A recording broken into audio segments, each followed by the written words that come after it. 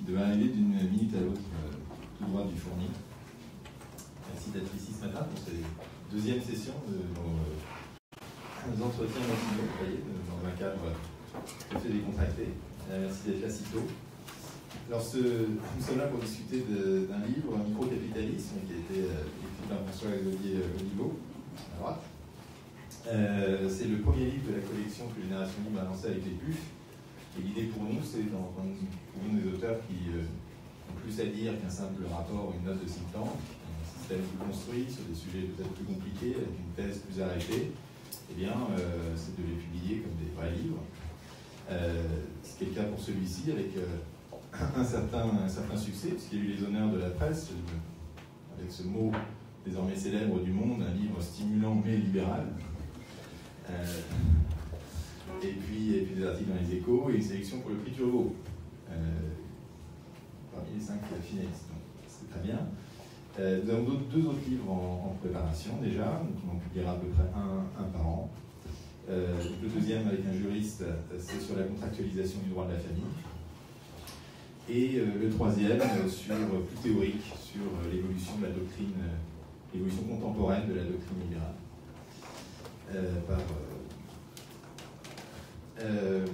Donc, je propose d'engager directement la conversation avec Hervé Nathan, qui est directeur adjoint de Marianne, rédaction de Marianne, qui a lu le livre de François-Xavier, qui ne partage pas forcément toutes ses thèses, mais c'est pour ça que c'est intéressant. Intéressant mais matinal pour plager le monde. Et donc, je vous cède la parole à tous les deux. Je pense que Hervé, tu as des questions, donc je n'ai pas besoin de... Bonjour, donc merci d'être venu.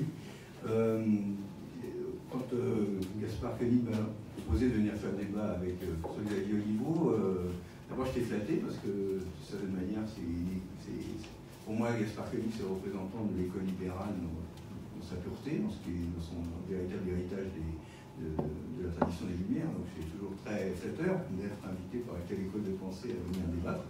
Mais voilà, ça a de la résonance. Ensuite, le livre de François-Xavier avait une résonance pour moi, c'est que ça confirmait une intuition que j'avais, c'est que d'une certaine manière, les utopies dont nous avons besoin viennent de deux secteurs de l'opinion, d'une part de l'extrême gauche, ça c'est mon école de pensée originelle, même si il y a longtemps je pensais comme ça tout à fait, et puis des véritables libéraux. C'est ça qui est intéressant, parce que je pense que nous avons besoin d'utopie. Et donc le microcapitalisme vers un nouveau pacte social, c'est aller vers une nouvelle utopie sociale, une société qui est construite différemment. Et de toute façon, c'est toujours intéressant d'en débattre parce que je pense que le débat public est trop ancré, d'une certaine manière attaché à des considérations immédiates où on ne voit pas très bien où on va, on ne voit pas que les sociétés vont construire. Je pense que d'ailleurs, le macronisme est pour moi le compte de la Constitution, parce qu'on ne voit pas très bien la société électrique de construire. On sait qu'il reste attaché aux questions européennes, on voit dans quel secteur il se produit, mais on ne voit pas vers quoi il veut nous emmener vraiment. D'ailleurs, d'une certaine manière, sauf à penser que quelquefois, il nous emmène, pour certaines parties, peut nous emmener vers le microcapitalisme, en tout cas vers la société qui est décrite par François-Xavier Oliveau. Alors je voulais d'abord vous poser une question de fond sur le titre lui-même, parce que le titre m'a interpellé. Le microcapitalisme, la thèse, c'est de dire, eh bien, maintenant nous allons tous devenir capitalistes parce que nous avons tous le capital à mettre sur le marché pour la bonne raison que le monde en réseaux sociaux nous permet de mettre notre capital que nous ne pouvions pas mettre, qui n'était pas négociable jusqu'à présent. Il devient négociable par le fait des réseaux sociaux. J'ai une voiture, je peux devenir chauffeur Uber parce qu'il y a un réseau qui s'appelle Uber qui me met en relation avec les clients, etc. Et ça peut se développer presque à l'infini. Assez bizarrement, quelques semaines plus tard, ça sort en ce moment l'inverse, la société hyper-industrielle de Pierre Lès qui dit presque le contrario, qui dit qu'en fait, plutôt qu'une dissémination du capitalisme, on va vers une espèce d'hyper-concentration du capitalisme. Et moi, c'est ce que je pense profondément, c'est ça la question. D'une certaine manière, est-ce que vous ne négligez pas le fait, est-ce que vous ne faites pas un tableau trop idyllique de la société en réseau, on parlait de la société numérique, etc., alors qu'en fait, fait, on peut aussi dire que c'est la société du macro-capitalisme, au sens, je vais essayer de vous laisser la parole, au sens où c'est aussi, d'une certaine manière, on assiste à l'hyperconcentration du capital à l'autre bout de la chaîne. Il y a des micro-capitalistes, dont en plus, je pense que ce sont des tout petits capitalistes qui n'arrivent pas à faire les gains de productivité quand on voit le chauffeur Uber, c'est assez classique. Le chauffeur Uber, il a un capital, mais la valorisation du capital, c'est quasiment impossible, sauf à s'exténuer au travail. Parce que nous, on a calculé à Marianne qu'un chauffeur Uber, ça gagne 3,50 € de l'heure, c'est-à-dire la moitié du SMIC, et là-dessus, il n'a pas payé sa retraite, etc. Donc en fait, c'est un travail, c'est un capitaliste misérable. Mais de l'autre bout de la chaîne, il y a un truc qui s'appelle Uber, qui n'est pas encore coté, mais qui vaut déjà 50 milliards de dollars. Les valorisations capitalistes comme ça, on n'en a pas vu. Google, c'est 100 milliards, c'est la première capitalisation. Et donc il y a une hyper concentration du capital de l'autre côté. D'une certaine manière, là, ça donne raison à Marx. C'est-à-dire que le capital va vers l'accumulation la plus importante possible. Et la société en réseau couplée à la mondialisation, parce qu'il y a quand même aussi une mondialisation, sinon Uber serait en Europe et pas aux États-Unis. Donc la mondialisation et la mise en réseau permettent de construire des empires capitalistes tels que nous les avons jamais connus. Et je trouve que, voilà, est-ce que vous négligez pas dans votre introduction cet aspect-là? Merci beaucoup Hervé. D'abord, merci d'avoir accepté de débattre. Je suis absolument ravi qu'on puisse échanger ce matin. Donc un grand merci. Et un merci de démarrer par cette excellente première question. Moi, ce que je décris en fait dans le livre, c'est ce que je pense être une vraie mutation dans le capitalisme, c'est-à-dire que la disparition de barrières à l'entrée qui sont liées à l'accumulation du capital. C'est-à-dire qu'aujourd'hui, vous êtes concurrentiel. Si vous êtes chez Blablacar ou chez Airbnb, vous êtes concurrentiel, vous pouvez concurrencer la SNCF ou Accor de façon relativement facile et efficace parce que vous avez des coûts très faibles et donc vous avez un vrai avantage concurrentiel. Ça, c'est vraiment la mutation que je décris, c'est cette disparition pour moi, ou en tout cas dans un certain nombre de secteurs, de l'avantage concurrentiel de la concentration du capital. Ce que vous décrivez, c'est vrai, c'est un phénomène aussi qui est exact, hein, c'est une certaine concentration du capital et surtout une certaine abondance du capital. J'en parle aussi dans mon chapitre 3 notamment. J'explique que le capital devient extrêmement abondant. Pour moi, il va aller se stocker, j'explique aussi que c'est assez largement lié à une politique monétaire européenne qui marche complètement à l'envers, mais qui a tendance à reprendre de la richesse, et là pour le coup je pense qu'on pourrait se rejoindre, reprendre de la richesse et la stocker sous forme de bulles immobilières et de bulles de valorisation. Donc pour moi, le capital va se stocker dans la valorisation d'Uber. Est-ce qu'Uber vaut effectivement la valeur de cotation en bourse? J'attends de voir. Parce qu'aujourd'hui, il n'y a pas grand-chose qui empêche des chauffeurs Uber de décider de se mettre ensemble en coopérative et de décider de développer une plateforme pour quelques dizaines de milliers, quelques centaines de milliers d'euros. Il n'y a personne qui empêcherait Anne Hidalgo de dire Uber, il y en a marre, ils ne paient pas leurs impôts en France, ils les paient aux Pays-Bas, donc on s'en fout, on va nous créer la plateforme des chauffeurs VTC de Paris, on va la mettre à disposition de tous les chauffeurs VTC qui veulent. C'est très facile. Et je pense que Uber est un géant au pied d'argile. Aujourd'hui, ils perdent beaucoup d'argent. Ils ont une politique commerciale extrêmement agressive qui consiste à dire on va essayer de construire des économies de réseau, on va essayer d'être les leaders sur le marché. Pour l'instant, ça marche bien, effectivement, parce que moi, j'aime pas tellement Uber, mais je suis obligé d'admettre que si vous voulez vraiment une voiture vite, c'est le meilleur fournisseur aujourd'hui. Donc, ils ont effectivement cette densité de réseau qui permet de répondre. Qu'est-ce qui empêche demain les chauffeurs VTC de basculer d'un Uber à une autre plateforme coopérative ou publique ou autre? Pas grand-chose, en fait. Donc je ne suis pas sûr que les barrières à l'entrée d'Uber soient si élevées que ça. Et moi j'attends de voir, c'est à la fin du bal qu'on paie les musiciens, j'attends de voir ce que va devenir Uber. Moi je ne crois pas du tout à Uber comme genre, voilà. Google beaucoup plus, parce qu'ils ont effectivement eu l'intelligence, en partant d'une industrie qui était pas si évidente à défendre, qui était le moteur de recherche, de construire des avantages concurrentiels considérables. Mais je pense que c'est l'une des thèses, mais après c'est mon hypothèse plutôt, c'est plus une hypothèse qu'une thèse. Je pense qu'effectivement, on est vers une société où c'est plutôt le consommateur qui devient aussi à la fois producteur qui va être gagnant à la fin. Alors c'est effectivement peut-être trop optimiste, mais voilà, c'est effectivement l'opinion que j'ai, et je pense que c'est aussi lié à cette capacité qu'on va pouvoir avoir individuellement effectivement d'être acteur de façon plus efficace sur ce marché. Je pense que le régulateur devrait par exemple imposer des sanctions, comme ça a été le cas pour les grandes compagnies américaines du XXe siècle qui ont été demandées par l'antitrust. Oui, absolument. Le rôle du régulateur, c'est potentiellement de défendre la concurrence. La concurrence est un élément essentiel du système que je prône. Donc effectivement, s'il y a des monopoles qui ont une situation dominante, il faut effectivement les casser et les fragmenter, bien sûr. Oui, la question la question se pose déjà, par exemple, pour Google. Il y a déjà des voix qui se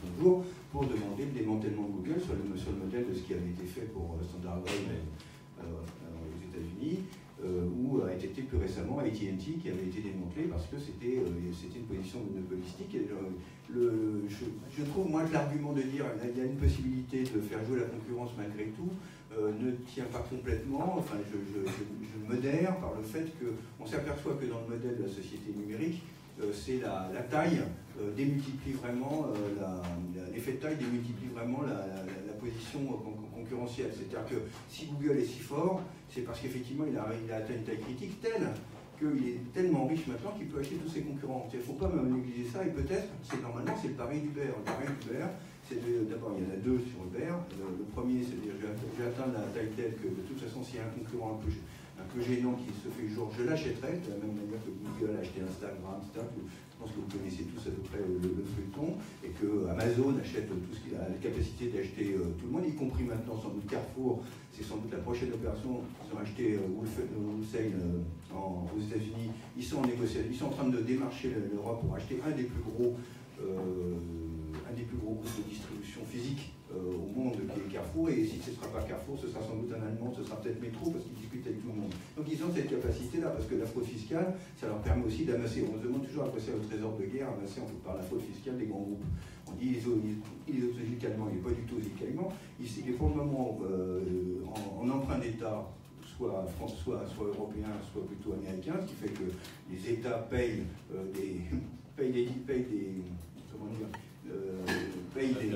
des intérêts à des fraudeurs fiscaux sur l'argent qui normalement dans les caisses des États, c'est quand même un scandale en soi quand on y pense, mais surtout ça leur permet d'avoir un trésor de guerre, ils peuvent acheter n'importe qui. Donc ça, la taille joue.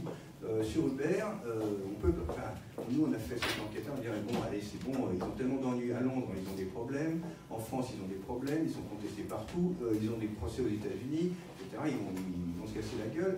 Donc qu'est-ce qu'on s'aperçoit? Que les fonds arrivent à 50 milliards de dollars environ de capital, de valeur non boursière, c'est pas en bourse, de valeur, de capital. Il y a des gens qui ont tellement d'argent là-dedans qui vont soutenir ça jusqu'au bout, le plus longtemps possible. Donc le capital, c'est ça que je trouve discutable quelque part dans votre livre, c'est que le capitalisme, il est forcément foncièrement inégalitaire, il pousse aux inégalités, aux inégalités de position, et disons grosso modo dans le système capitaliste, pour moi, c'est toujours le plus gros qui gagne. Voilà. Et je pense que vous faites le pari inverse, et je trouve que et ce qui est assez étonnant à voir après, c'est que sur les conséquences qu'on en tire, on est plutôt d'accord. C'est-à-dire que moi je pense que face au capitalisme, à l'hypercapitalisme, il faut trouver de nouveaux intérêts qui permettent aux travailleurs, parce que moi j'emploie encore ce terme-là, aux travailleurs, de retrouver un rapport de force. Oui, voilà, je ne passe pas de consommateurs, je pense qu'il y a des gens qui travaillent, ils peuvent être salariés ou pas salariés. On se retrouve d'une certaine manière dans la situation du 19e siècle où il y avait des artisans et des ouvriers, des artisans et des ouvriers, les ouvriers étaient salariés, les artisans étaient indépendants, mais il y avait une grande solidarité entre eux. Je pense qu'on va retrouver cette société-là, et donc on a besoin d'instruments qui les rassemblent. Et pour le coup, c'est là où moi je suis en désaccord avec mon journal, pour le dire clairement, puisque mon journal est parti contre le revenu universel. Moi je pense que c'est une piste intéressante, parce qu'elle permet de retrouver un rapport, de regrouper les travailleurs, de retrouver un sens de solidarité, de façon à ce qu'ils puissent opposer leur force collective, parce que pour le coup je reviens à mes sources à moi, la force collective face à une force extrêmement importante et dangereuse qu'est l'hypercapitalisme. Il y a des syndicats, par exemple, il y a un syndicat d'Uber qui est apparu, un syndicat de chauffeurs VTC. Aux États-Unis, il y a des syndicats d'auto-entrepreneurs qui sont assez puissants, la Freelancer Union qui parlait directement avec Obama, qui se fondent beaucoup sur une nouvelle forme de mutualisme, de coopérative, tu en parlais, et il semblerait que les outils numériques permettent aussi ça, permettent la renaissance d'un syndicalisme de services et de négociants. Et d'ailleurs, les libéraux Bastia avaient été les premiers à défendre les syndicats à la tribune de l'Assemblée, non pas au nom de la lutte des classes, mais au nom de la liberté de s'associer pour négocier le prix de sa force de travail. Oui, moi, je crois effectivement beaucoup à ça. J'entends ce que vous dites sur la concentration effectivement du capital, qui est à mon avis plus lié à la capacité de lever des fonds qu'à la fraude fiscale, mais bon, ça c'est une autre. Voilà. Mais en tout cas, effectivement, ce qui est sûr, c'est qu'ils alimentent une forme de spéculation qui est liée à cette abondance du capital, qui est devenue un facteur de production hyper abondant, comme je l'ai dit aussi dans mon livre. Et effectivement, du coup, quand il y a beaucoup de capital, ils vont chercher des produits sur lesquels s'investir. Ça devient, à mon avis, il y a une dimension de spéculation dans de Uber et autres. Et je pense que le retour à la réalité va être très dur parce que, honnêtement et objectivement, c'est ce que décrit Gaspard. Si demain, l'ensemble des chauffeurs VTC de Paris décident de se mettre ensemble, ou si éventuellement la puissance publique décide de dire que Uber est interdit, ne serait-ce que pendant 6 mois sur Paris, les chauffeurs de VTC ils vont rapidement mettre en place une plateforme alternative et Uber rentrera. Donc cet avantage d'économie de réseau, il est très fort quand il est en place, mais il peut parfois être assez fragile. Et je pense qu'il est beaucoup moins puissant que l'avantage d'avoir des usines sidérurgiques ou d'avoir des trains, etc. Le capital classique, le capitalisme de Marx du 19e siècle, vous ne pouvez pas concurrencer un grand sidérurgiste, et parce que voilà, il avait les usines, point. Vous ne pouvez pas rentrer et décider de faire du fer dans votre garage. Là, c'est quand même très différent. Et donc, alors l'histoire n'est pas écrite. Moi, effectivement, je décris un phénomène qui me semble intéressant d'écrire, et je le décris en termes économiques en disant voilà, le microcapitalisme, c'est en fait l'interprétation économique de l'économie de partage. J'en décris l'ultra-concurrence qui est en train de se passer. On écrivait les GAFA et autres. Moi, je veux dire, je n'ai jamais vu un niveau de concurrence, même entre les grands acteurs tels. Enfin, vous voyez des gens qui rentrent dans l'industrie automobile qui est censée être une industrie relativement verrouillée par des acteurs installés. Vous voyez des Google, des Apple, etc. qui débarquent là-dedans. C'est devenu un univers hyper concurrentiel. Et la concurrence, bien gérée, et si on arrive à se débarrasser des monopoles, elle est plutôt favorable au consommateur final. Donc effectivement, j'ai une vision qui est plutôt positive de l'évolution de la société. En revanche, derrière, là où je vous rejoins, c'est qu'effectivement, le capitalisme n'a aucune raison d'être égalitaire. Enfin, je veux dire, c'est pas du tout sa fonction. C'est une fonction de répartition, c'est une fonction de création de valeur, mais cette création de valeur, elle n'est pas du tout égalitaire. Et donc, effectivement, il faut derrière. Moi, ce que je prône effectivement dans mon livre, c'est de laisser une liberté très forte. C'est un livre authentiquement libéral là-dessus, il n'y a aucun doute là-dessus, et qui s'assume parfaitement, il n'y a pas de débat. Libéral avec bonheur, mais qui dit aussi ce libéralisme-là, il n'est pas suffisant pour avoir une société qui soit stable et qui permette à tout le monde de vivre correctement. Et donc derrière, il y a un chapitre sur la solidarité qui est le plus gros du livre, qui fait 50 pages, qui fait un quart de livre, qui s'appelle Une solidarité universelle, et qui est aussi tout un ensemble de propositions qui vont bien au-delà de tout ce qui est proposé aujourd'hui, y compris à gauche, y compris par des acteurs de gauche, qui dit voilà, si on a une société très libre, il faut avoir en face de ça une société très solidaire. Et c'est un peu ça la logique de ce que je propose, c'est on mélange pas les deux. On a vraiment une logique de construction de dispositifs de liberté et de dispositifs de solidarité, car la fusion des deux, c'est un peu comme quand on fait une voiture. Il ne faut pas faire une bonne voiture avec un moteur bridé, il faut faire une voiture avec un très bon moteur et avec un très bon système de freinage. Et les deux sont nécessaires. Voilà. C'est un peu l'idée de dire beaucoup de liberté et beaucoup de solidarité.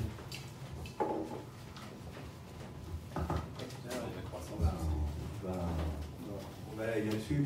Moi, j'ai trouvé intéressant, j'ai déjà dit sur quoi je peux être d'accord. Je trouve que vous allez. D'une certaine manière, on peut interroger votre travail sur cette question-là, pourquoi est-ce que vous ne reconnaissez. Enfin, d'une certaine manière, quand on est capitaliste, on voit une mise à plat complète du système de protection sociale français, pour parler bref, du système de solidarité. Et d'une certaine manière, ce que je trouve, moi, c'est que vous négligez le fait que nous avons déjà des systèmes, sur certains points, des systèmes de protection sociale qui sont quasiment universels, je parle de la santé par exemple, qui sont d'une certaine manière très efficaces et qui remplissent déjà ce rôle de protection des populations, et on va parler des travailleurs, comme vous voudrez les appeler, d'une certaine manière qui concerne déjà tout le monde. D'une certaine manière, par exemple, on prend le système de santé, qui concerne déjà tout le monde, il est plutôt. Or, vous portez ce qu'on n'a pas, par exemple, sur l'assurance chômage. D'une certaine manière, on peut penser que, je ne serais pas loin si ça dépendra des détails, là, le diable sera dedans, si Emmanuel Macron fait une réforme positive du système de protection sociale en rendant universel, on peut dire que d'une certaine manière, ce sera une avancée dans ce que moi je souhaite, c'est-à-dire des systèmes qui protègent l'ensemble des travailleurs face à une dissolution des systèmes de solidarité qui permettent de retrouver la solidarité entre les travailleurs, quel que soit le statut, passer par le statut. Et ça, pour le coup, on est en commun. D'une certaine manière, la santé, c'est déjà le cas. Or, vous proposez de faire quelque chose, alors vous allez me dire c'est un peu un détail dans le bouquin, mais moi ce que je trouve, par exemple, ce que je critiquerais, c'est que vous proposez de démanteler le système de sécurité sociale des assurances maladie à la française pour le mettre en concurrence. Or, l'expérience historique qu'on a des systèmes mis en concurrence, les États-Unis, par exemple, c'est plus cher et c'est moins bien.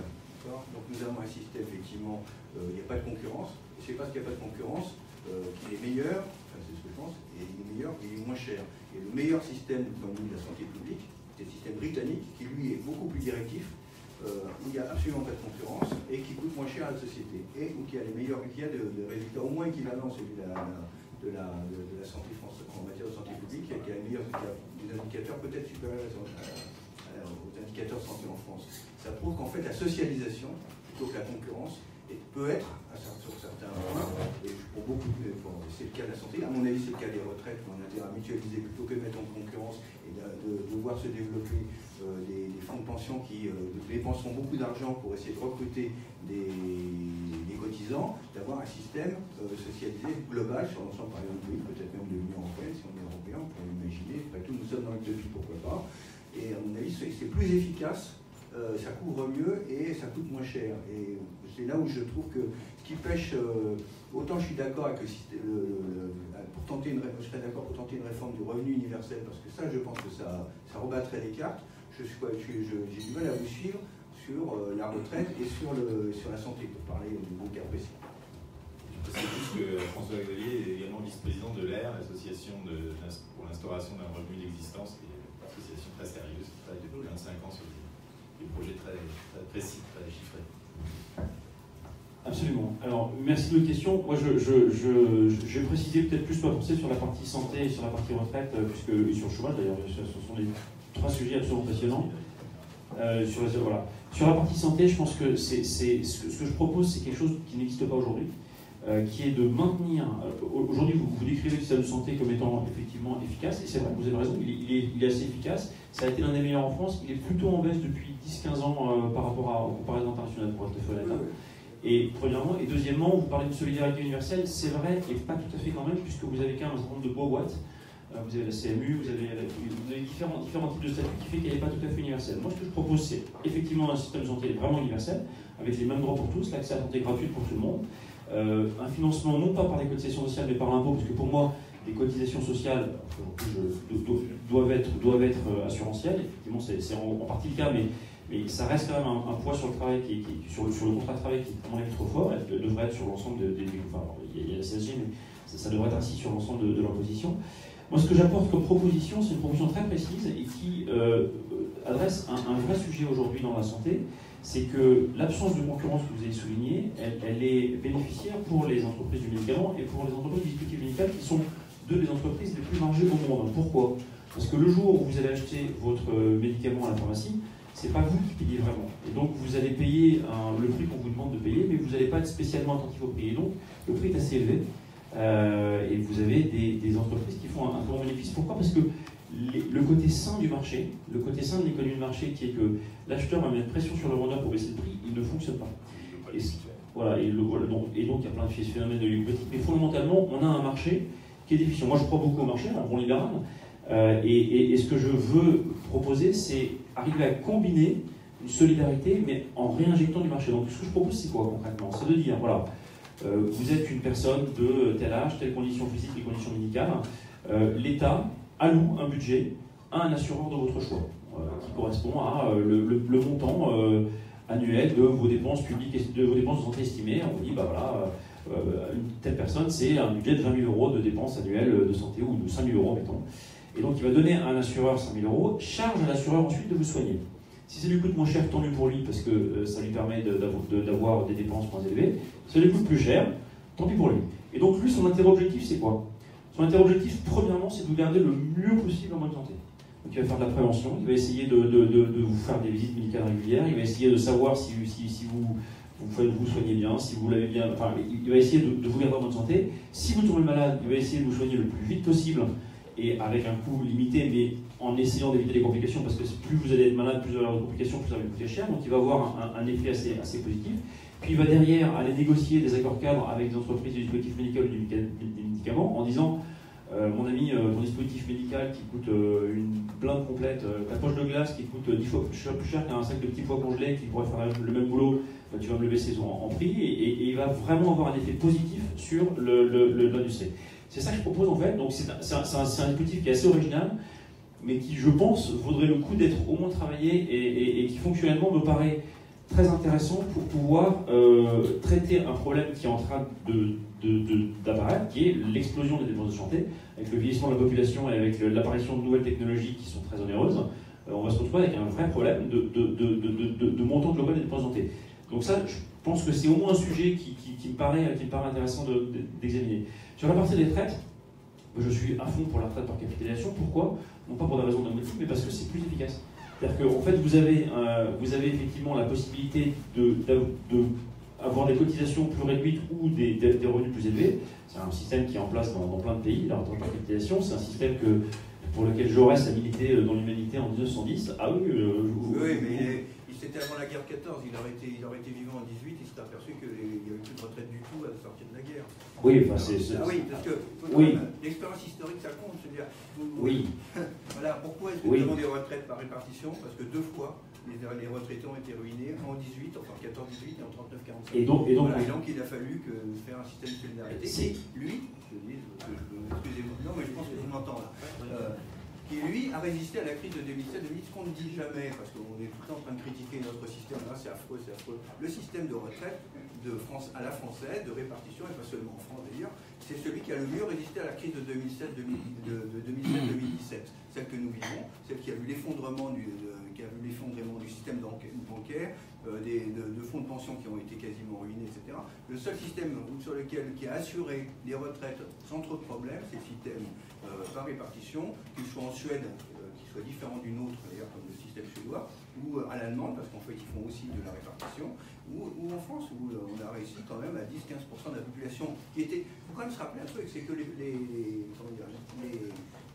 retraités, c'est une population prisonnière. C'est une population qui n'a plus aucun moyen de réguler ses revenus. Si on vous livre à la spéculation, au capital, etc., le jour où ça arrive, ils sont tout nus. Voilà. Et c'est 10-15%, c'est des millions de personnes qui sont tout d'un coup, qui potentiellement peuvent se retrouver dans la misère. Donc c'est ça le risque fondamental de la capitalisation par rapport à la répartition. Donc là, on a un vrai beau point de divergence. Pour reboucler avec le sujet d'avant, ces fonds de pension, aux États-Unis investissent dans l'Uber, et participent à la valorisation d'Uber. Alors,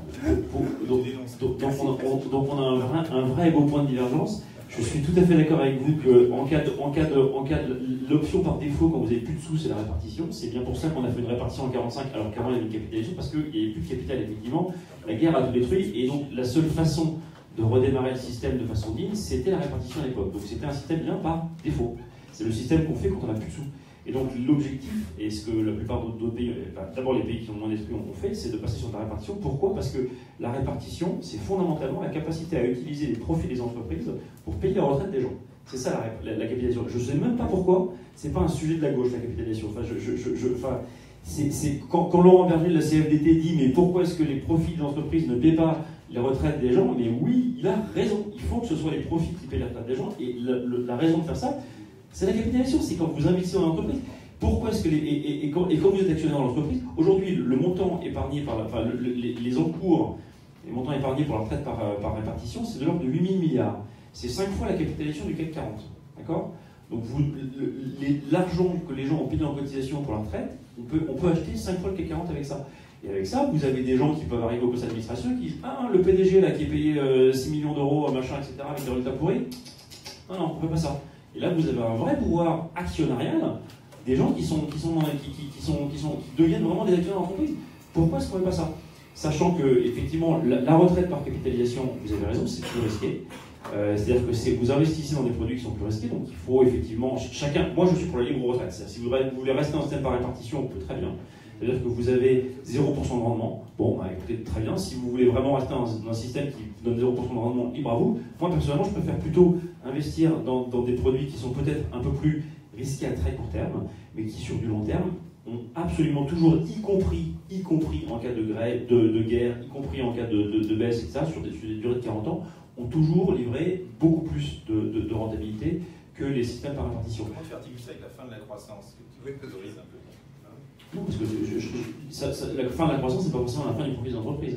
Moi, la fin de la croissance, ce que je dis, c'est que la création de valeur pour les personnes ne va plus se faire que par la croissance, mais va se faire aussi par la baisse des prix. Je crois beaucoup dans la déflation. Je crois que la technologie est fondamentalement déflationniste. Je crois que les prix sont fondamentalement baissiers.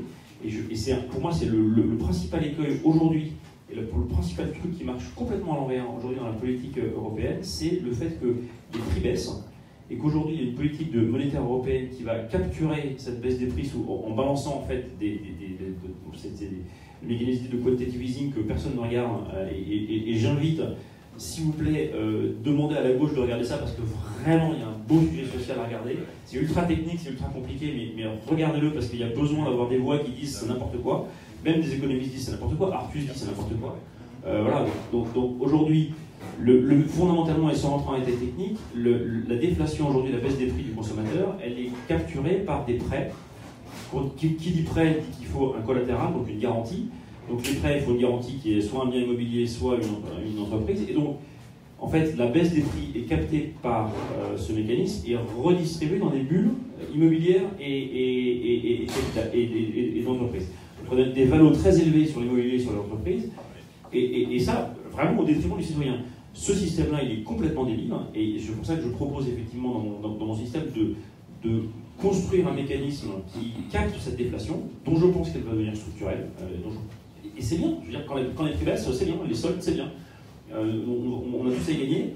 On ne peut pas laisser les prix baisser parce que pour les entreprises, quand vos prix baissent, vous êtes obligé d'aller voir aux salariés en leur disant écoutez les gars, j'ai une bonne nouvelle pour vous, les prix ont baissé de 3%, donc je vais baisser vos salaires que de 2% et vous allez gagner 1% de pouvoir d'achat. Moi je ne suis pas le chef d'entreprise qui va aller voir mes salariés en disant ça, parce que là on sort avec vous les plus, donc c'est pas la peine.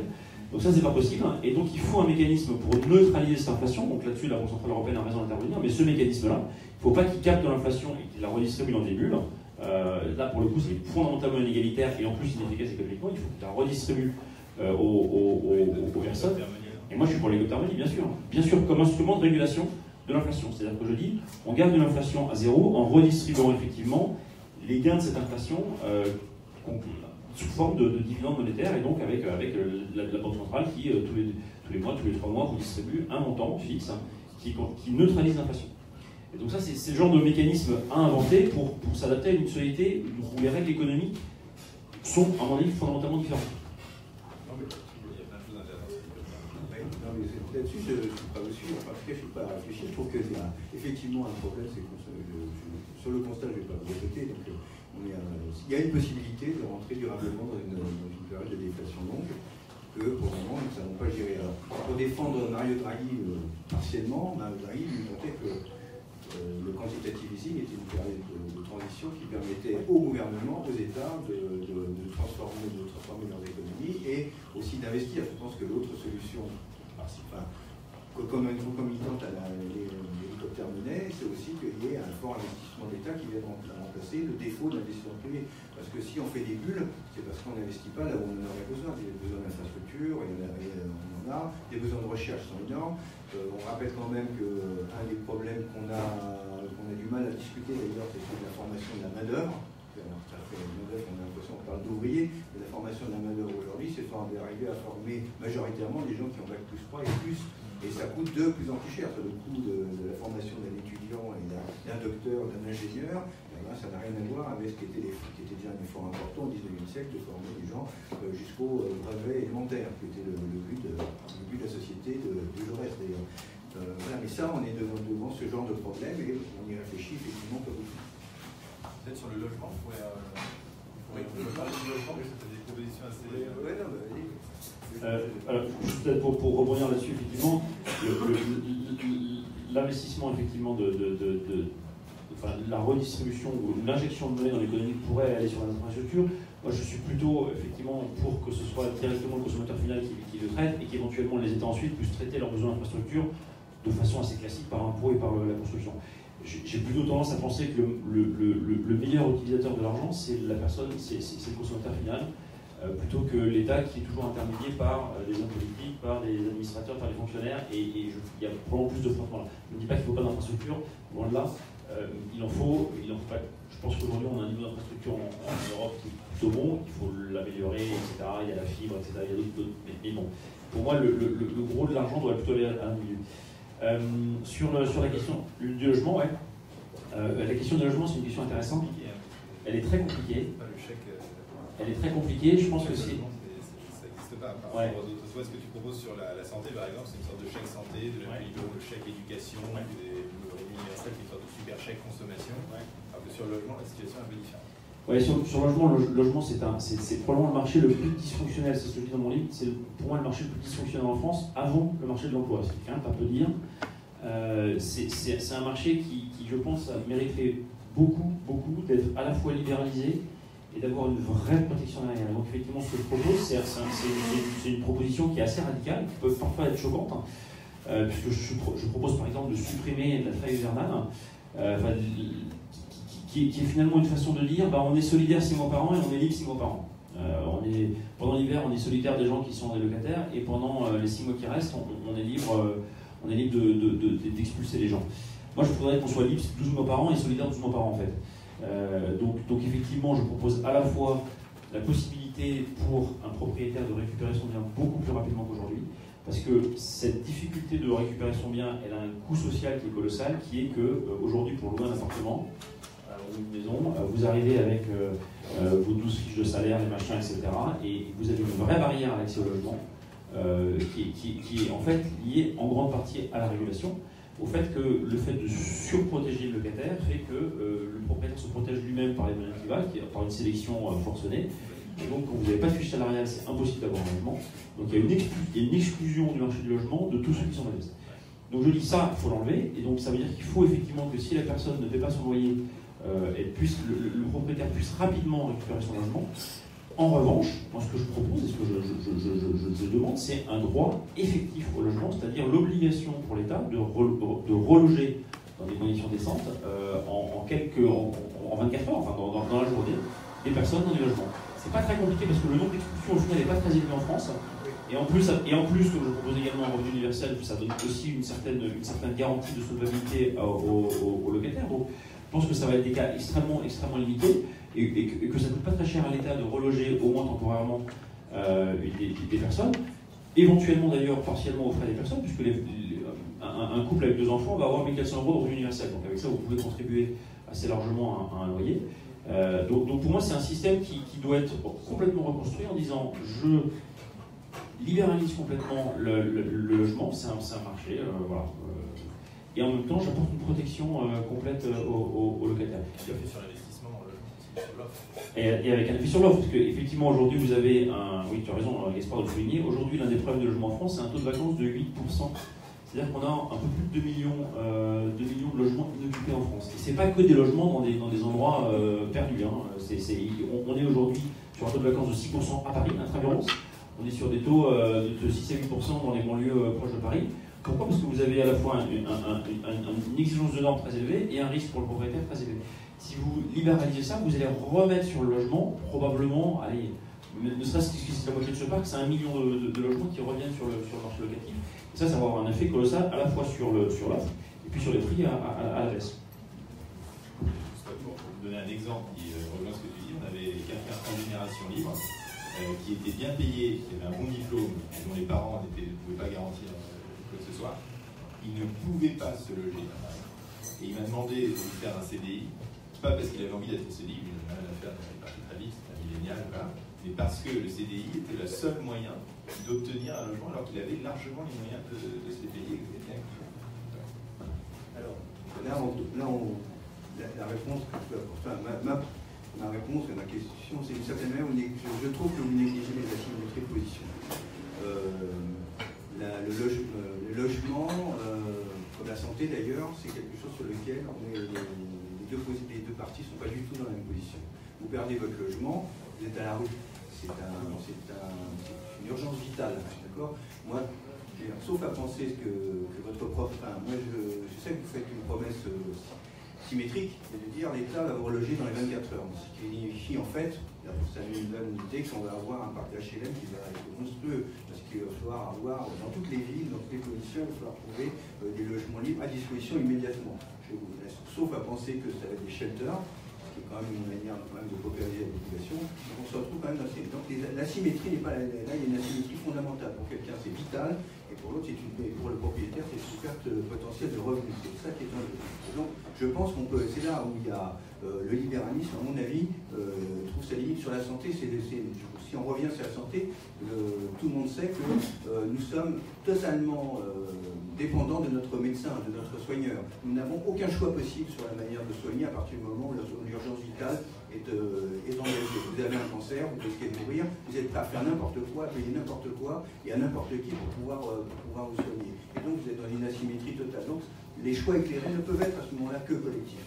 Et c'est pour ça que je défends le système qui est alors perfectible ad nauseam. Pour le coup, il y a des trous partout, ça ne marche pas bien, ça dégrade, etc. Enfin, grosso modo, la structure montre que ça fonctionne, que ça pourrait fonctionner mieux, à condition effectivement d'avoir un peu de volonté politique. Mais moi, je défends, et c'est ça que je trouve un peu, et c'est là que je trouve votre position fondamentalement libérale, qui est de mettre la liberté de l'individu au centre de tout et à la base de tout, qui est votre position fondamentale. Vous prenez appui sur les textes fondamentaux des Républicains, hein, pour le coup, ça existe. La Déclaration des droits de l'homme et du citoyen, c'est une déclaration entièrement libérale, dans laquelle la question sociale n'existe quasiment pas, ou presque pas. En fait, elle arrive dans les textes fondamentaux, vous l'écrivez très bien qu'en 1946, avec le préambule de la Constitution de 1946, qui est de valeur constitutionnelle encore maintenant. Donc, ça, vous le savez très bien, mais d'une certaine manière,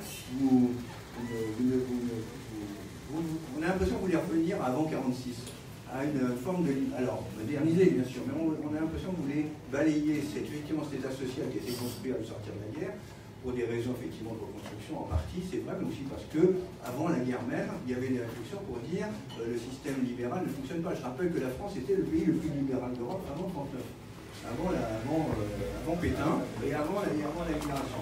Il y a deux étapes en fait dans l'étatisation de la société, de l'économie française, et Vichy d'abord, mais parce qu'en fait à Vichy, il y a des hauts fonctionnaires qui pensent que la République, qui sont dirigistes, qui sont planistes, des planistes, mais parce qu'il y a une crise fondamentale du libéralisme économique, qui se voit d'ailleurs dans un colloque, qui est le colloque en 1938, c'est ça, à Paris, le colloque Lippmann, et qui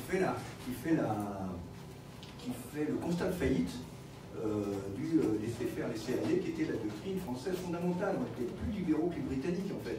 Et d'ailleurs, on est en retard sur la protection sociale sur les Allemands et sur les Britanniques, parce qu'en fait, on est plus libéraux qu'eux.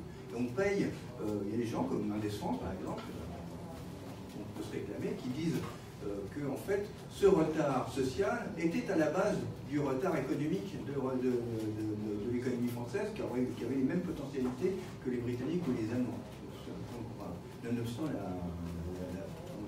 démographie des Allemands, qui est quand même plus nombreux. Mais voilà,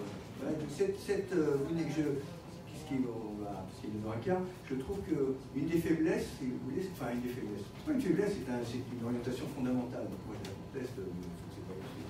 Vous allez dire que c'est une force, c'est de négliger le fait que nous avons besoin, la politique reste pour moi au centre de l'économie parce que nous avons besoin de choix collectifs. Je vais prendre un dernier exemple, la fibre optique. Je ne pense pas que la liberté donnée à tous les acteurs permettrait d'avoir un plan d'équipement fibre optique de l'ensemble du pays tel que nous avons nous, parce que d'abord on le voit, on a donné ça aux acteurs privés, et pour le moment ils ont quand même beaucoup de mal à arriver au bout, et ça donne l'exemple historique qui nous prouve qu'on a besoin de la volonté politique pour aller là où le secteur privé et la prospective de gains ne sont pas suffisants pour franchir une étape. Envie à chaque fois vous capturer un truc. Tellement d'accord sur le plan historique, mais c'est vrai qu'on rappelle trop peu. Et Paxton, notamment dans ses pages sur Vichy, montre que le processus d'étatisation de la France vient de cette époque. Et la question, c'est vrai qu'on pose aussi, c'est finalement les libéraux une espèce de nostalgie de la Déclaration des droits de l'homme, de même que les libertariens américains se réfèrent toujours à la Déclaration d'indépendance en disant « Ah, tout ce qu'on a détruit depuis, si on s'appuyait sur nos textes fondamentaux, tout irait mieux ». Est-ce que c'est pas une nostalgie quelque part qui justement ne prend pas en compte toute l'évolution de l'État-providence et qui le rejette entièrement? Alors, moi, je regrette qu'on ait jeté le bébé avec le divin. Effectivement, je constate, comme vous, et d'ailleurs, Gaspard l'a très bien montré dans son livre sur le révolutionnaire expert éthique, la disparition de cet esprit libéral suite à Vichy. Il faut bien garder en tête que pratiquement la très grande majorité des grandes entreprises françaises qui aujourd'hui ont fait la richesse du pays ont été fondées entre 1880 et 1930. Donc ça a été une époque d'enrichissement et d'innovation en France incroyable. Ce qui a manqué, c'est la partie solidarité. Vous avez parfaitement raison, c'est qu'on a plus de retard sur la partie solidarité. Ce qu'on a fait, c'est qu'on a arbitré entre les deux. On a dit, comme on est en retard sur la solidarité, on va prendre la solidarité, on va jeter le libéralisme. Et ça, c'était une énorme erreur. On aurait dû garder le libéralisme et construire la solidarité. Vous me dites que j'oublie la déclaration de 46, vous me faites beaucoup de peine. Non, j'ai pas. Vous me faites pleurer. Vous voulez revenir avant? Pas du tout. Au contraire, ce que je constate aujourd'hui, la nation garantit à tous, notamment à l'enfant, à la mère et aux vieux travailleurs, la protection de la santé, la sécurité matérielle, le repos et le loisir. Ouais, mais c'est pas vrai aujourd'hui. Aujourd'hui, c'est pas vrai. Tout le monde n'a pas la sécurité matérielle en France. Tout être humain, ça c'est. La nation garantit l'égal accès de l'enfant et de l'adulte à l'instruction, à la formation professionnelle et à la culture. C'est pas trop mal fait, ça. L'organisation de l'enseignement public gratuit et laïque c'est un devoir d'État. Là, on a quand même beaucoup perdu actuellement. Enfin, je ne veux pas revenir sur les récentes évolutions, mais là franchement, voilà, il y a un peu de travail. Mais ce que je veux dire, c'est qu'aujourd'hui, le pacte républicain, le pacte social républicain, il n'est pas respecté. Il ne l'est pas. Aujourd'hui, vous avez 14% des gens qui sont en dessous du seuil de pauvreté, vous avez 10% de chômeurs. Aujourd'hui, on n'a pas fait le boulot. C'est-à-dire que le texte de la déclaration de 46, du préambule de la déclaration de 46, qui pour moi est le pendant, vous avez parfaitement raison, de la déclaration universelle des droits de l'homme, et je le pose comme tel dans mon livre, je dis la déclaration des droits de l'homme définit la liberté, le préambule de la Constitution de 46 définit la solidarité. Et je découle ensuite une solidarité qui est vraiment exigeante, qui est vraiment inclusive et qui inclut tout le monde. Donc simplement ce que je dis, c'est qu'il faut avoir ces deux plans différents et vous devez avoir le moteur pour pouvoir développer la distribution. Ça ne marche pas autrement. Donc vous devez avoir un moteur très libéral, parce que c'est celui qui va créer plus de richesse, et plus vous faites grossir le gâteau, plus vous pouvez le partager facilement. C'est vraiment ça les deux pieds de mon livre. C'est marrant parce que vous voyez ce livre comme un livre de droite en étant de gauche. Moi, mes copains de droite me disent, bah ouais, t'as quand même écrit un livre de gauche, quoi. Donc, et je dis, ouais, mais ça c'est le talent du libéralisme. Parce que effectivement, c'est difficile de le faire entrer dans une case. Vous me parliez de l'impossibilité de l'obligation de logement. Mais pourquoi? Pourquoi est-ce qu'en 3 minutes, vous pouvez avoir le SAMU ou les pompiers chez vous en cas d'urgence? Et pourquoi vous ne pouvez pas en 24 heures reloger des cas d'expulsion qui sont de l'ordre de quelques dizaines de milliers par an, c'est-à-dire de quelques centaines par jour? Mais bien sûr qu'on peut, avec 2 millions de logements vacants, bien sûr. C'est une question d'organisation, de volonté politique, il n'y a aucun problème. Et après, la partie du logement HLM, qui est aussi un autre sujet, parce qu'on a quand même 2 millions de personnes qui sont en attente d'un logement HLM, parce que les règles d'allocation des logements HLM sont totalement baroques et hallucinantes. Aujourd'hui, vous n'avez pas du tout, ça va pas du tout aux gens qui... Enfin, en tout cas, le travail sur le logement HLM est un chantier de refonte total sur le plafond. Mais il y a effectivement sur le logement, mais il y a une remise à plat complète de la politique du logement et avec un gain social mais considérable. La question pour tous les deux, c'est plus peut-être contemporaine, c'est comment est-ce qu'on articule ce discours-là, alors qu'on l'apprécie ou non, avec la situation politique actuelle, parce que on parlait d'utopie au début, Hayek disait d'ailleurs qu'il en manque d'une utopie libérale, donc ça c'est un peu une utopie libérale, mais finalement elle n'est pas tellement dans le débat public, enfin, elle n'est pas tellement dans les champs politiques, elle n'est pas tellement dans la construction des partis. Je ne fais pas ce diagnostic-là. Ce dont j'ai peur, c'est que, notamment le gouvernement actuel, la majorité actuelle,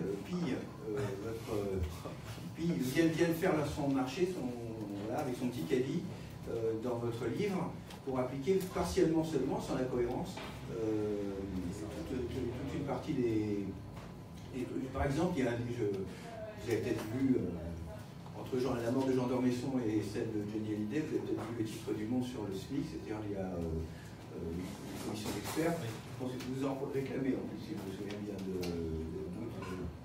dirigée par Gilles Verset, qui propose de désindexer le SMIC. Et d'une certaine manière, ce serait la fin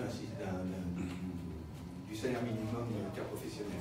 Grosso modo, c'est ce qu'il souhaite, il le souhaite depuis longtemps, et le fait d'avoir nommé Gilles Berset à la présidence du groupe d'experts, c'était donc une commande de la part du gouvernement. Il n'y a pas comme ça, en politique quand même, il ne faut pas être trop naïf. Si le président de la République et le Premier ministre ont nommé Gilles Berset président du groupe d'experts, c'était pour que cette position-là vienne dans les débat public. D'une certaine manière, vous risquez d'être exaucé en partie, partiellement, par le gouvernement d'Emmanuel Macron dans les années qui viennent, parce que ce n'est pas dans son programme. Ça n'a pas été tranché là, je mets en garde contre le gouvernement des experts. C'est quand même pour moi une des clés importantes du système social français, le salaire minimum. C'est une clé très très forte, c'est un point d'appui très important de l'édifice social français. Je pense qu'on ne peut pas on ne pourrait pas se contenter d'un débat d'experts pour trancher une chose pareille, surtout quand on n'a pas présenté devant les électeurs. Il est arrivé à Emmanuel Macron, c'est qui est arrivé à François Hollande avec le CICE, c'est-à-dire je ne l'ai pas présenté, mais je le ferai quand même. Donc oui, vous risquez d'avoir moins de débat public, vous risquez de le voir non pas dans les secteurs de la droite traditionnelle, ni sans doute pas à gauche non plus, puisqu'en fait les seuls qui pouvaient éventuellement vous rejoindre, c'est Benoît Hamon, mais ils sont quand même partis dans les larmes, il faut reconnaître, sur la question des revenus universels, puisqu'ils étaient pour, et je trouve qu'il y avait dans la candidature de Benoît Hamon, il y avait justement ce besoin, cette utopie créatrice qui était intéressante, c'est pour ça que j'ai trouvé, hélas, il s'est fort mal débrouillé, mais il y avait quelque chose d'intéressant. Et je trouve que voilà, vous risquez quand même de vous faire piller. Voilà. Alors, je serais ravi de me faire piller. En revanche, là où vous avez raison, c'est que je propose un système qui a sa cohérence, et donc on ne peut pas. C'est assez largement le trahir que d'en prendre des bouts et pas d'autres. Notamment sur le SMIC. Le SMIC, c'est une question absolument hyper intéressante et complètement structurante. Le SMIC, c'est un mélange entre un prix de marché et un revenu minimum. Et ça, c'est un truc qui ne peut pas marcher.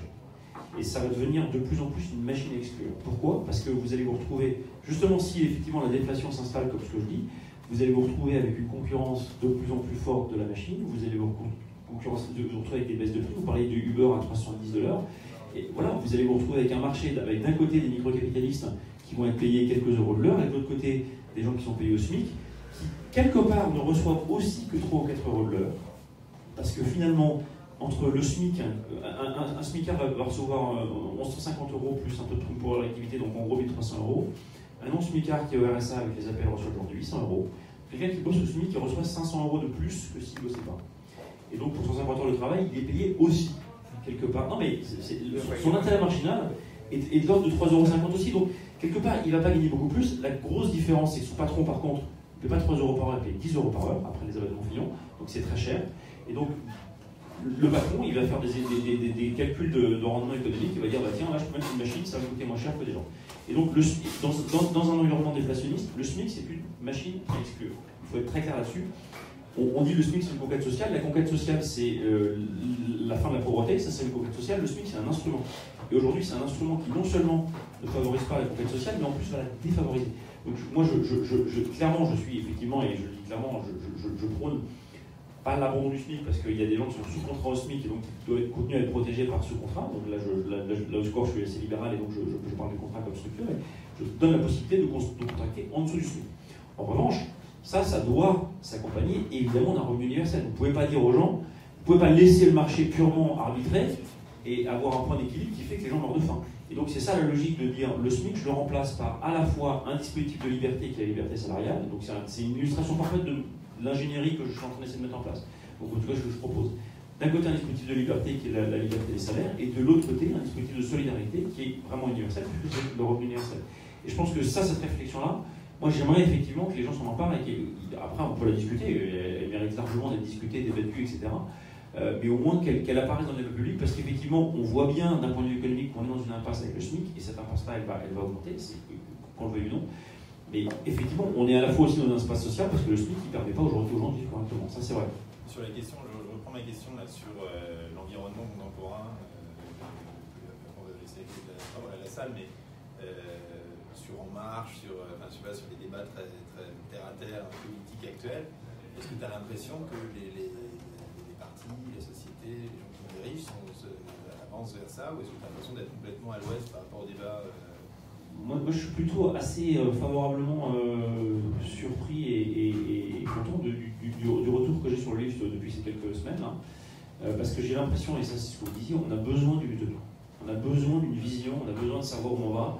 La baisse de la dépense publique, c'est pas une vision, c'est pas un truc, voilà, c'est pas un truc qui mobilise des gens. Si on dit, le problème c'est qu'on paie, il y a à la fois trop d'impôts, il y a trop de dépenses, machin, il faut tout couper. Vous n'allez jamais fédérer une nation autour de ça, parce que c'est juste pas possible. Et donc, on a besoin d'une vision, d'une utopie. Ce que j'essaie de proposer, c'est ça. Et je pense qu'il y a un vrai besoin, pas forcément au niveau des dirigeants, mais au niveau des gens en général, des personnes, de dire, mais dites-nous où on va, où est-ce qu'on va? Avec la robotisation, avec l'intelligence artificielle, etc., où est-ce qu'on va? Et voilà, ça c'est une tentative de réponse, et je pense que le débat autour de où est-ce qu'on va, ça, je le vois vraiment apparaître, et je pense qu'il va être assez vif et assez intense. Ce qui m'a séduit dans le livre, d'ailleurs, c'est le côté systémique. Peut-être céder la parole aux gens qui veulent intervenir, peut-être sans micro, ça. Monsieur. Oui. Bonjour. Alors, je suis député dans un groupe de gauche. Ouais. J'aime bien les thèses. Intéressant.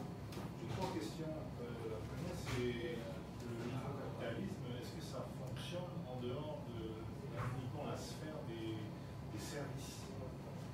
Ça fonctionne dans l'industrie? C'est la première question. La deuxième question, c'est est-ce que votre livre, c'est un constat franco-français ou est-ce que c'est un modèle qu'on peut transposer ailleurs?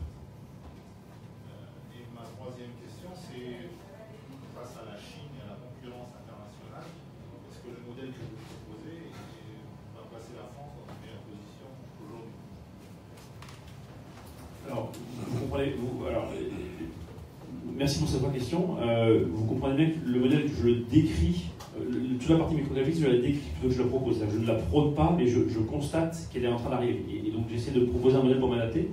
Est-ce que le capitalisme va s'adapter de produits? C'est une super question, et je pense que oui, notamment avec l'impression 3D, qui va permettre de développer aussi. Alors, ça s'applique déjà aux produits solides d'ailleurs, parce qu'il y a par exemple un site qui s'appelle Etsy, qui est un site où vous pouvez vendre des produits que vous fabriquez, qui est un site qui a qui commence à avoir une très grosse audience mondiale, et sur lequel des artisans, des gens qui fabriquent des sacs, de la maroquinerie, de la bijouterie, plein d'objets, peuvent mettre leurs objets sur le site. Donc vous pouvez déjà, si vous êtes artisan, amateur, éclairé, vous pouvez déjà fabriquer des objets et les vendre sur le site, et ça peut vous rapporter de l'argent.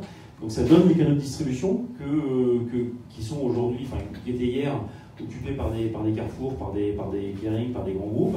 Ça vous donne l'accès au marché des canaux de distribution. Et je pense que le microcapitalisme va s'étendre de plus en plus à de plus en plus de secteurs et va disrupter, c'est le mot à la mode, mais c'est un peu le cas, de plus en plus de secteurs. Donc je pense que c'est un phénomène qu'on ne voit net, qui est encore naissant, mais qui va devenir vraiment important. Sur la question de la France, je pense que c'est, alors pour le coup, c'est vraiment un mécanisme universel. Il s'applique non seulement en France, là je traite beaucoup de la France dans le livre, parce que voilà, mon audience est française, c'est un sujet que je connais bien, et je traite aussi du système français, mais c'est un phénomène parfaitement universel. Et la troisième question sur la Chine et sur la position concurrentielle, le système que je propose, oui, je pense qu'effectivement il améliore largement notre position concurrentielle. D'abord parce qu'il permet fondamentalement, je pense que ce que je propose permet de recréer du travail, puisque on laisse le marché du travail évoluer vers un point d'équilibre, qui n'est pas un point d'équilibre qui est socialement acceptable, donc il faut un revenu universel pour le compléter, mais vers un point d'équilibre qui va faire que toute une partie de l'emploi qui n'est pas créée parce que le SMIC aujourd'hui est trop élevé et exclut de l'emploi. Je donne l'exemple des emplois aidés par exemple. Il y a 300 à 400 000 emplois aidés, il y a eu un gros débat au début de l'année sur mais pourquoi est-ce qu'on n'a pas plus d'emplois aidés? Effectivement, on pourrait se dire tiens, plutôt que de mettre 500 € en RSA, c'est peut-être pas idiot que l'État mette 500 € dans un emploi aidé. Voilà. Mais simplement, moi ce que je propose, c'est une liberté salariale qui fait que les emplois aidés vont se créer naturellement, ils vont se créer parce qu'il y aura un marché pour les créer. C'est-à-dire qu'aujourd'hui, des gens qui demandent des emplois aidés parce qu'ils n'ont pas la possibilité matérielle de payer correctement une personne pourront le faire demain en le payant au prix du marché avec le complément du revenu universel. Donc on retrouve une compétitivité prix, notamment sur le travail avec vous, on retrouve une capacité de créer de la valeur avec plus d'emplois. Et par ailleurs, vous avez aussi, on parle aussi des travailleurs polonais qui viennent travailler en France. Effectivement, si vous avez une liberté salariale, vous pouvez aussi décider d'employer des Français qui décident d'être employés avec un coût plus bas que ce qu'ils ont parce que le revenu universel leur permet d'avoir le complément. Donc vous pouvez avoir une capacité d'entrer sur le marché du travail pour des gens qui sont peu qualifiés, qui aujourd'hui en sont exclus. Aujourd'hui, le chômage au niveau des gens peu qualifiés, c'est l'ordre de 20%. Et dans les 80% qui restent, il y a un bon tiers de travail précaire. Donc vous avez pratiquement la moitié des gens qui sont peu qualifiés, qui sont soit au chômage, soit en travail précaire.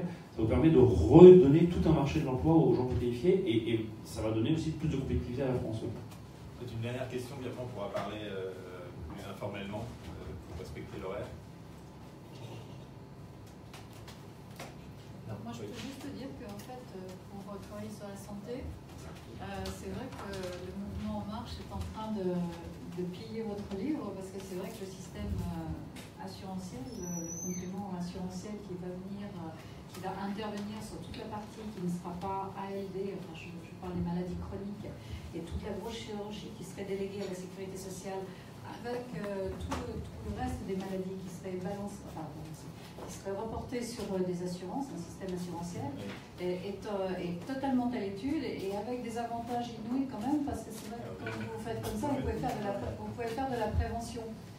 Et ça, c'est très important, parce qu'aujourd'hui, la France est un des pays qui fait le moins en matière de prévention. Je crois que c'est de l'ordre de 2% des dépenses. Et on soigne très bien. Or, on est en train de basculer d'un système où, effectivement, on meurt très peu de maladies infectieuses. Et on a énormément de maladies chroniques. Et avec toutes les nouvelles technologies qui sont en train de se développer, on va pouvoir faire du préventif et du prédictif. Et c'est ce système-là qui commence à être à l'étude. J'ai rencontré Michel Amiel, qui est sénateur et qui va dans ce sens-là. Et on commence à en parler à République En Marche. Et je pense que c'est vraiment une très bonne chose. Hervé, je vais faire le SMIC. Le SMIC, c'est intéressant comme discussion, parce que faut se souvenir d'où vient le SMIC. Le SMIC est créé en 1969 par un gouvernement de droite. Le SMIC est créé en 1969 par un gouvernement de droite dont le ministre de l'économie s'appelle Valéry Giscard d'Estaing, qui est un libéral avancé, ceux qui ont un peu de mémoire. C'est Jacques Chambellan qui dit on va aller vers. C'était une des composantes de la nouvelle société de Jacques Chambellan, c'est d'un certain Jacques Delors. Vous avez une idée de ce que c'est. Pourquoi est-ce qu'on fait le SMIC? Le SMIC, je rappelle, il y a une double indexation. C'est ça. Avant, il y avait un SMIC, salaire minimum interprofessionnel garanti, qui était indexé uniquement sur l'inflation, qui était censé garantir le pouvoir d'achat des travailleurs les plus pauvres. En 1968, il y a une grève générale, pour ceux qui se souviennent pas, qui aboutit à une hausse de 35% du SMIC à Paris et de 37% en province, parce qu'on supprime, il y avait des zones, donc on a supprimé. Et donc, pourquoi est-ce qu'on a pu faire une augmentation de 35% du SMIC? Parce qu'en fait, il y avait très peu de gens qui étaient payés au SMIC, et ceux qui étaient payés au SMIC, c'était les femmes, les ouvriers non qualifiés, qui, eux, subissaient globalement, parce que ça avait totalement décroché des salaires et de la croissance véritable de l'économie française. Le génie, de Delors et de Giscard d'Estaing, parce que Rachel Andesma, qui n'était pas économiste, qui a inventé ça, c'est de faire une deuxième indexation, et on va indexer aussi à la moitié de la croissance du salaire des ouvriers qualifiés. Ça s'appelle le salaire moyen ouvrier horaire. Et ça a permis de raccrocher tout le bas de l'échelle salariale à la croissance et à partager la prospérité avec la partie la plus pauvre de la population. C'est un énorme mécanisme de progrès social. Donc c'est pas quelque chose qui est juste technique. Si on supprime ça, effectivement, et si on le supprime sans le revenu universel, je suis d'accord, on va vers une paupérisation globale des femmes. Alors ça, pour le coup, on est à peu près certain du résultat, puisqu'on a l'expérience historique avant, c'est les femmes et les moins qualifiés qui paieront, et qui paieront cher. C'est-à-dire que nous avons déjà des problèmes dans certains quartiers totalement appauvris. Là, je peux garantir qu'il y a toute une partie de la population qui basculera dans une misère qui aura des conséquences après de gestion à la fois policière et sociale.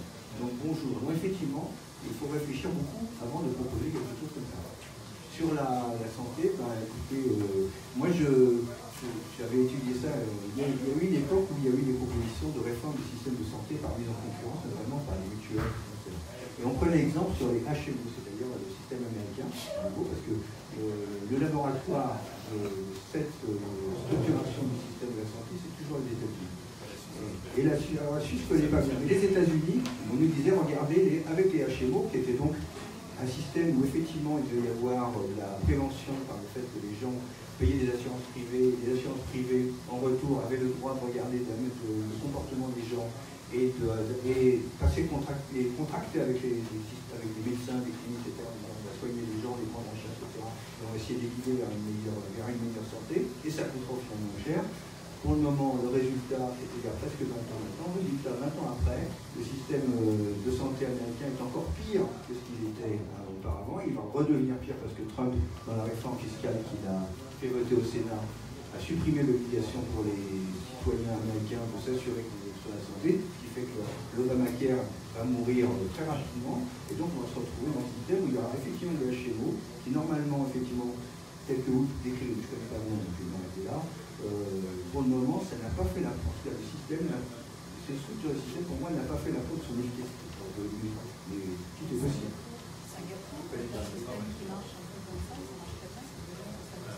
Sur la santé, on va clore là la discussion générale, parce que si on avance sur la santé, c'est quand même. La santé, c'est un océan. Je vous remercie à tous. Je vous propose de continuer la discussion avec Gonzague Dallier autour de l'État, des croissants, des tarifs, qui sont donc arrivés à point nommé. Et je vous dis à la prochaine fois pour notre petit déjeuner désormais traditionnel.